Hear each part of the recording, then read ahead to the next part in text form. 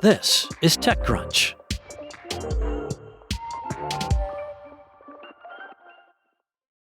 Elon Musk's xAI lost $6.4 billion from operations on just $3.2 billion in revenue last year. That's according to SpaceX's IPO filings. And the losses are poised to grow. SpaceX's filing reveals plans to scale Grok to multiple trillions of parameters, a dramatic boost that will likely require significant additional compute spend. Elon Musk merged his AI company, xAI, which had previously acquired his social media platform, X, formerly Twitter, with his rocket and satellite company, SpaceX, back in February, before announcing that he'd take the combined company public this year. While AI competitors OpenAI and Anthropic are also eyeing public debuts this year, SpaceX's is expected to be one of the largest in history, with a potential $1.75 trillion valuation. The filing marks the first public glimpses into xAI and therefore X's financials. In 2024, xAI recorded a loss of $1.56 billion on $2.62 billion in revenue. By 2025, losses had ballooned to $6.4 billion on $3.2 billion of revenue, meaning the gap between what xAI earns and spends is widening.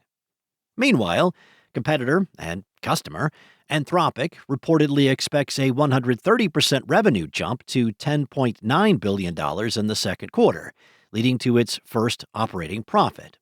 The jump in revenue from 2024 to 2025 came in large part from AI solutions and infrastructure revenue, totaling $465 million, which includes $365 million in X and Grok subscription revenue and $88 million in data licensing. An additional $116 million came from advertising. AI segment capital expenditures climbed from $12.7 billion in 2025 to $7.7 billion in the first quarter of this year alone. Now, that's an annualized CapEx run rate of about $30.8 billion, more than doubling year over year.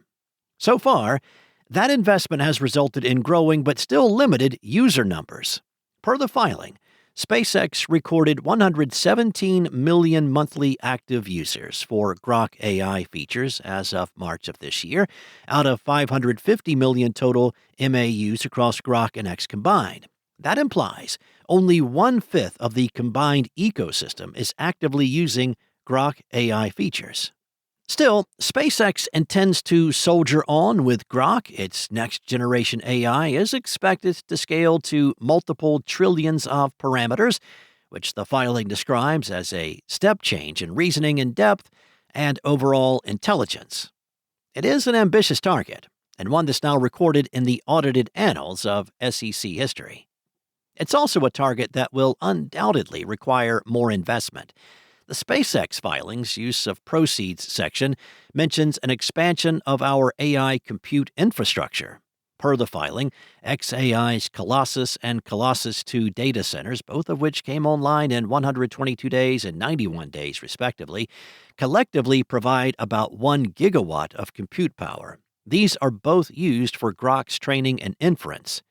SpaceX claims that owning the compute infrastructure and vertically integrating across the AI stack lets them train and iterate frontier models at lower cost and higher velocity.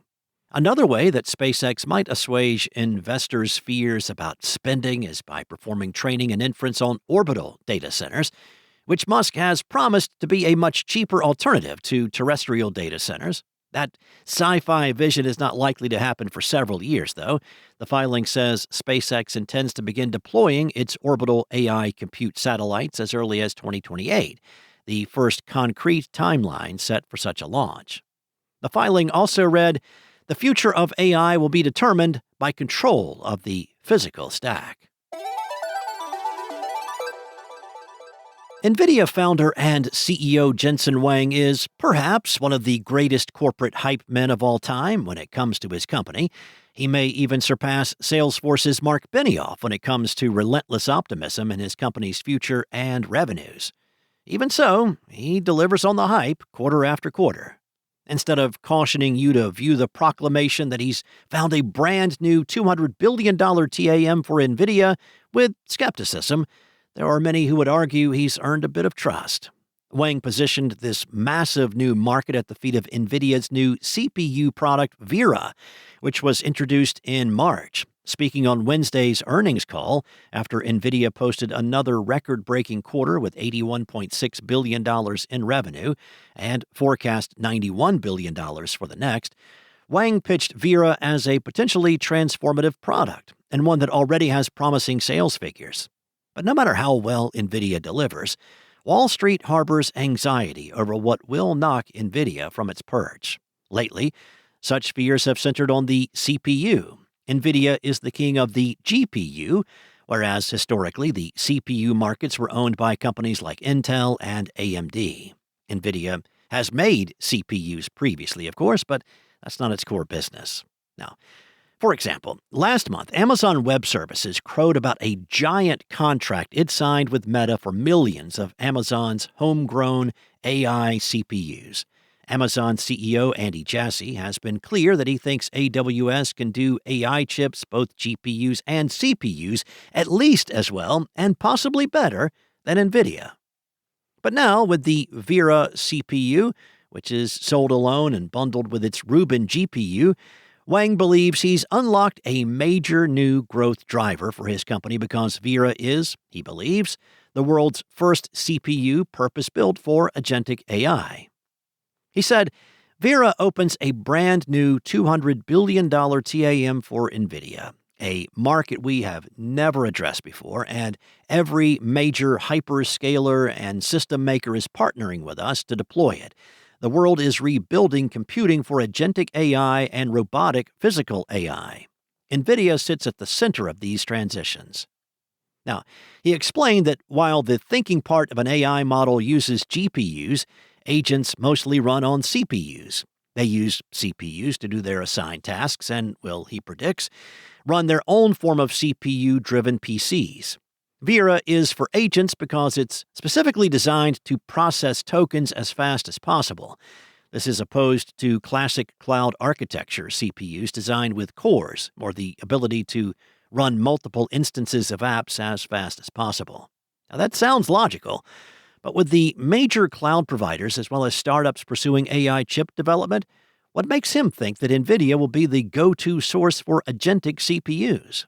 Because, Huang says, Nvidia has already sold $20 billion worth of standalone Vera CPUs this year, and we're only at the beginning.